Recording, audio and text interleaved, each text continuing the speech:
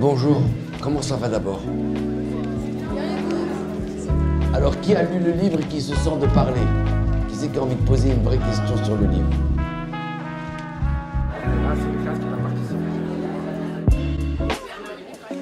Je voulais vous demander à propos de vos sentiments, ce que vous avez, quand vous avez écrit votre livre et quand vous l'avez publié, vous avez ressenti quoi en fait? Quand j'ai eu l'idée de faire le livre, j'ai dit mais attends, j'ai jamais écrit un livre, c'est un truc de fou quand même, je vais pas réussir à faire ça. T'as vu, c'est compliqué quand t'as pas vraiment, quand t'aimes pas trop l'écriture, etc. T'as vu?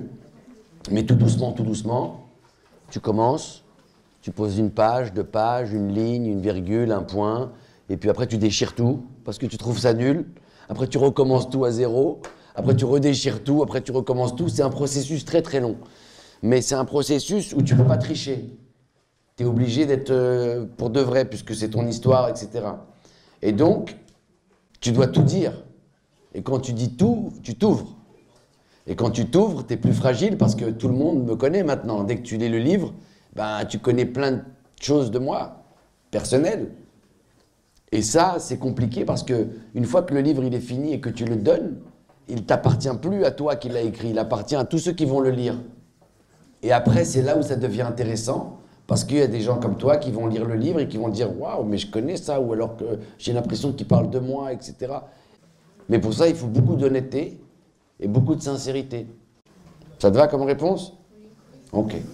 Ma question, c'est, dans tout votre livre, vous dénoncez l'injustice de la société, que les immigrés sont rejetés ou des bouches-trous, etc.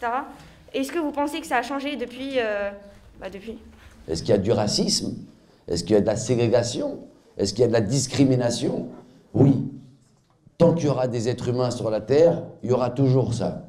Et tout est fait dans le système pour te discriminer par rapport à ta condition sociale. Donc le vrai premier combat, il est social.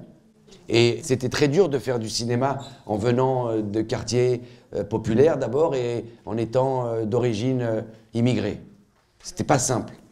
Parce qu'il y a très peu de rôles, et puis on n'écrit pas les rôles pour ces gens-là, et puis il y a cette tradition de mettre que le héros, il soit blanc, la couverture du magazine, blanc, blanche, machin. Ça commence à changer, ça prend du temps. J'espère que bientôt on n'aura plus jamais ces débats. On n'aura plus jamais à parler de « Ah, il est vert, ah, il est bleu, ah, il est jaune ». Non, il est brillant, il est intelligent, il est beau, et c'est ça qui suffit en fait. Et qu'on n'a pas besoin de te dire « Ah, t'es d'origine marocaine ou sénégalaise ou malienne, ta culture, ta cuisine, tout ça, tu laisses à l'entrée quand tu rentres. » Non, non, tu rentres avec tout. Ça fait partie de l'histoire de France aussi. Et ça donne ce melting pot qui est devant nous tous, qui devrait être la France de demain. Avez-vous des conseils et comment atteindre nos rêves? Ah ben, comment atteindre ses rêves à ton avis? Si je te posais la question, comment tu ferais pour atteindre tes rêves? Être sérieux. Essayer de réussir nos études et croire toujours en soi, et avoir confiance en soi. Bah déjà c'est pas mal, dis donc, t'as été bien armé pour atteindre tes rêves. Donc mon conseil, c'est d'abord trouver un rêve et puis ensuite se donner les moyens de le faire. On atteint ses rêves en travaillant en fait. T'as vu, il n'y a pas de secret, hein. Travail, travail, travail. Quelqu'un a une autre question? Est-ce que c'est bien de se faire reconnaître dans la rue? Oh là, ça c'est compliqué, tu veux parler de la célébrité? En fait, tu comprends très vite que d'être célèbre, c'est pas très compatible avec l'être humain en soi. Ça provoque en toi des choses pas très très lumineuses. C'est un cadeau empoisonné la célébrité. Surtout au début, parce que t'as pas le mode d'emploi. Tu reçois ça comme ça d'un coup, et en général, en plus quand tu es célèbre, quand j'ai commencé moi le cinéma, j'ai fait des films comme La Haine qui étaient très très célèbres. Alors j'étais devenu très célèbre, mais j'avais pas la vie qu'il y avait avec. J'avais pas la maison qu'elle allait avec, j'avais pas la voiture, j'avais pas le niveau de vie qu'elle est avec. Donc tu as un espèce de traumatisme pendant ce moment où tu te cherches, où tu sais pas, et c'est très déstabilisant. Et ça peut être très traumatique. Tu as des gens qui s'en relèvent jamais. Il faut être très très très près. Et pour ça, il faut une grande normalité. Il faut une famille, un papa, une maman, avec aussi des grandes valeurs.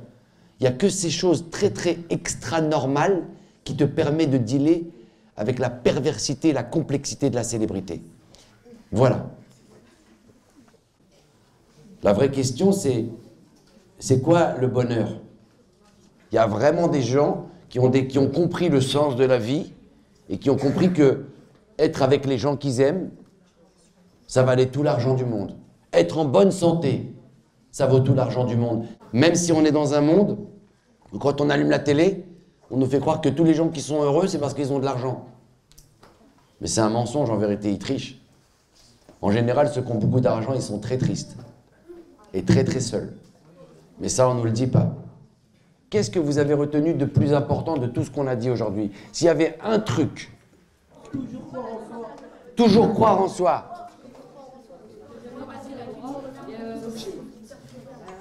Ne jamais baisser les bras et ne jamais baisser les bras. C'est très bien déjà. On est tous égaux. Croyez en vos rêves. La réussite n'a pas de limite. Peu importe notre couleur de peau et nos origines, on peut tous réussir et réussir pareil. Bravo. Tahia al-Maghrib. Bravo. La beauté ne fait pas la gentillesse. La beauté ne fait pas la gentillesse. Rappelle-toi, on avait dit, les gens beaux ne sont pas toujours bons, mais les gens bons sont toujours beaux. Alors, t'as compris quoi là-dedans? Bah, en fait, les gens bons, les gens qui sont bons dans leur vie, ils sont beaux, mais les gens qui sont d'apparence belle et qui font des choses pas bonnes, bah, ils sont pas beaux de l'intérieur. Bravo, on peut l'applaudir. Elle a tout compris. Réussir sa vie, c'est trouver le truc pour lequel on est fait. Et quand on a trouvé le truc pour lequel on est fait, on a du succès. Parce qu'on le fait avec plaisir. Et quand on a du succès, on peut aider les autres et les gens qu'on aime. Et personne ne peut juger ce qui est mieux pour vous que vous-même. Deviens toi ce que tu dois toi devenir. Voilà, merci à vous.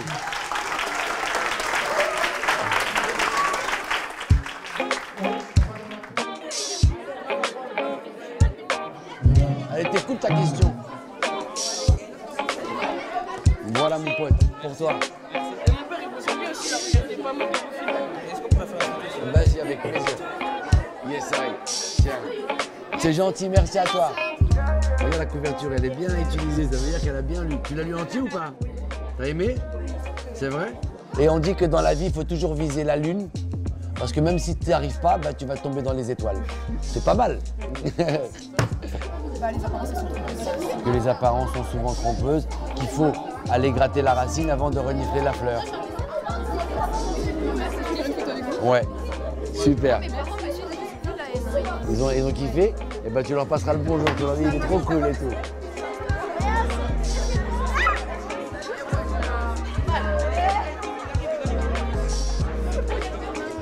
Alors ça fait plaisir ou pas? Hein, on est venu vous voir ou pas? Ok, super, vous êtes beaux en tout cas, hein? Yallah.